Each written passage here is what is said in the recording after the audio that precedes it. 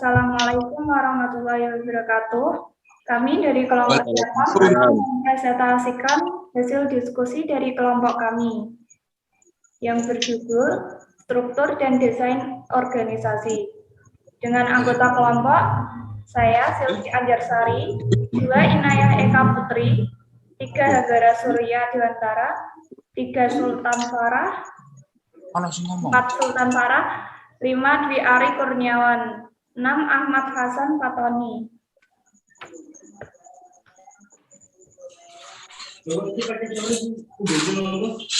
Pengertian struktur organisasi.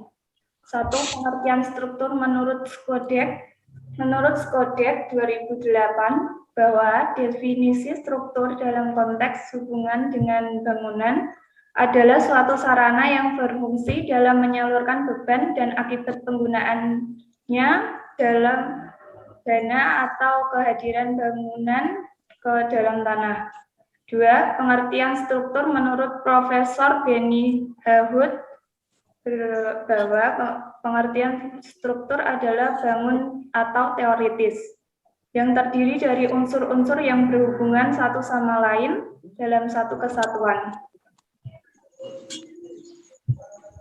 Kesimpulannya yaitu, struktur adalah cara sesuatu disusun atau dibangun oleh organisasi yang merupakan suatu wadah berkumpulnya minimal 2 orang untuk mencapai sebuah tujuan.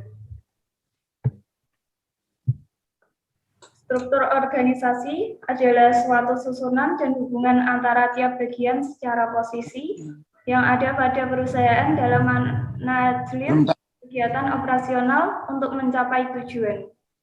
Struktur organisasi merupakan bagian pekerjaan dibagi, dikelompokkan, dan dikoordinasikan secara formal. Selain memiliki struktur, memiliki desain organisasi, Ivan Sevich 2008 mendefinisikan sebagai penentuan keputusan untuk memilih alternatif kerangka kerja jabatan proyek pekerjaan dipilih ini akan menghasilkan struktur organisasi. Model desain organisasi. 1. Model organisasi mekanistik, yaitu model menentukan pentingnya mencapai produksi dan efisiensi tingkat tinggi. Henry Fayol mengajukan sejumlah prinsip yang berkaitan dengan fungsi pimpinan untuk mengorganisasi, dan 4 diantaranya berhubungan dengan pemahaman model mekanistik, yaitu 1. Prinsip spesialisasi, yaitu merupakan sarana terbaik untuk mendayagunakan tenaga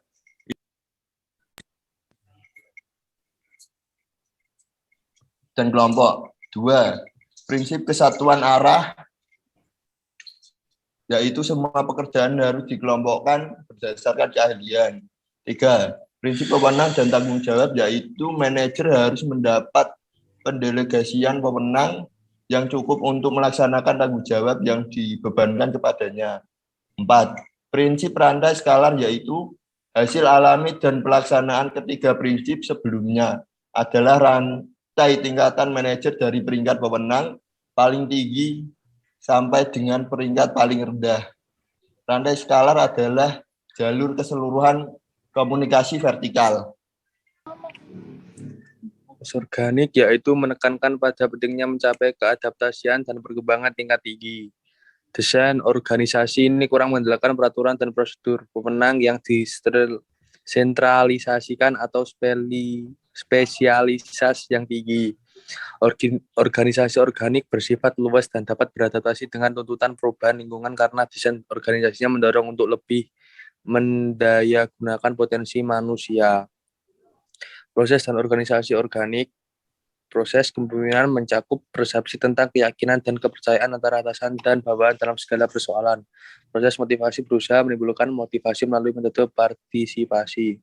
Proses komunikasi berlangsung sedemikian rupa sehingga informasi mengalir secara bebas ke seluruh organisasi, yaitu ke atas, ke bawah, dan ke samping. Proses interaksi bersifat terbuka dan ekstensif, baik ke atasan ataupun bawahan dapat mempengaruhi tujuan dan metode fundamental. Proses pengambilan keputusan dilaksanakan di semua tingkatan melalui proses kelompok. Proses penyusunan tujuan mendorong timbulnya partisipasi kelompok untuk menetapkan sasaran yang tinggi dan realistis. Proses kendali menyebar ke seluruh organisasi dan menekan pemecahan masalah dan mengendalikan diri. Faktor-faktor perancangan organisasi. Faktor-faktor utama yang menentukan perancangan struktur organisasi adalah 1. Strategi dan struktur. Struktur organisasi harus memfasilitasi pencapaian sasaran organisasi karena sasaran organisasi merupakan bagian penting dari strategi organisasi. Perubahan dalam strategi perusahaan menghasilkan perubahan struktur organisasi yang mendukung strateginya. Yang kedua, teknologi dan struktur. Organisasi menyesuaikan struktur perusahaan terhadap teknologi dengan mempertimbangkan seberapa rutinnya teknologi mereka digunakan untuk mengubah input menjadi output. Yang ketiga, ukuran dan struktur. Banyak bukti menunjukkan bahwa ukuran organisasi mempengaruhi strukturnya. Yang keempat, ketidakpastian lingkungan dan struktur. Sebagian organisasi menghadapi lingkungan yang stabil dan sederhana dengan ketidakpastiannya yang sementara organisasi lainnya menghadapi lingkungan yang dinamis dan kompleks dengan banyak ketidakpastian.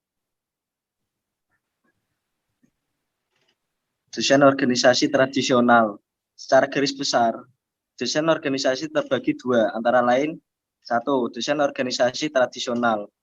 A. Struktur kesederhana. Struktur sederhana adalah sebuah struktur yang dicirikan dengan kadar departementalisasi yang rentang kendali yang luas, wewenang yang terpusat pada seorang saja, dan sedikit formalisasi. Struktur sederhana paling banyak dipraktekkan dalam usaha-usaha kecil di mana manajer dan pemilik adalah orang yang satu dan sama. Kekuatan dari struktur ini adalah kesederhanaannya yang tercermin dalam kecepatan, fleksibelan, ketidakmahalan dalam pengolahan, dan kejelasan akuntabilitas. Satu kelemahan utamanya adalah struktur ini sulit untuk dijalankan dimanapun selain di organisasi kecil.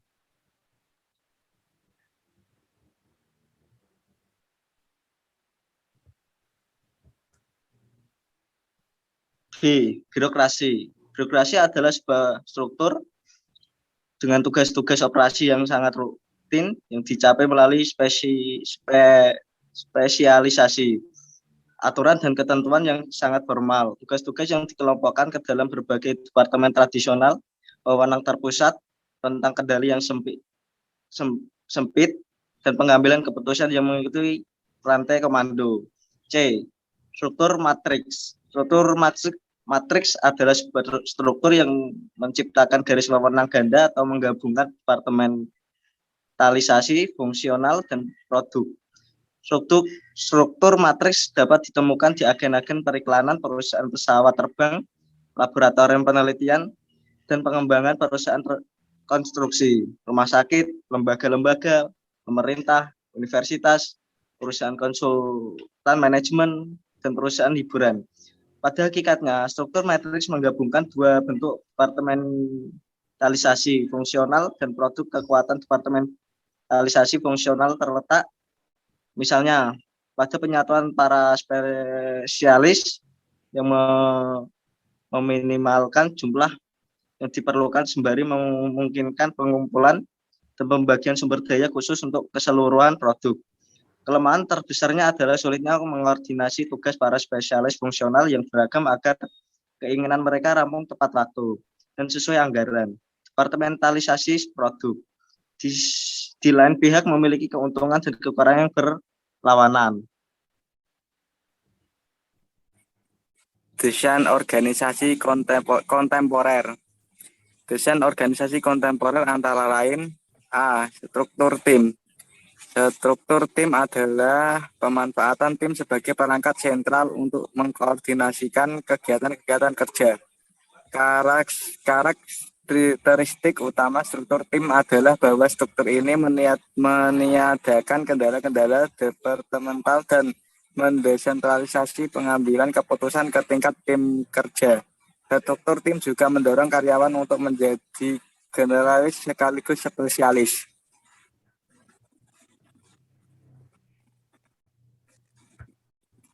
B. Organisasi virtual. Organisasi virtual adalah organisasi inti kecil yang menyubkontrakkan fungsi-fungsi utama bisnis secara detail. C. Organisasi nirbatas. Organisasi nirbatas adalah sebuah organisasi yang berusaha menghapuskan rantai komando, memiliki rentang kendali tak terbatas, dan mengganti departemen dengan tim yang diberdayakan. Demikian presentasi dari kelompok kami. Mohon maaf jika ada salah kata dalam penjelasan materi kami. Terima kasih. Wassalamualaikum warahmatullahi wabarakatuh. Waalaikumsalam warahmatullahi wabarakatuh.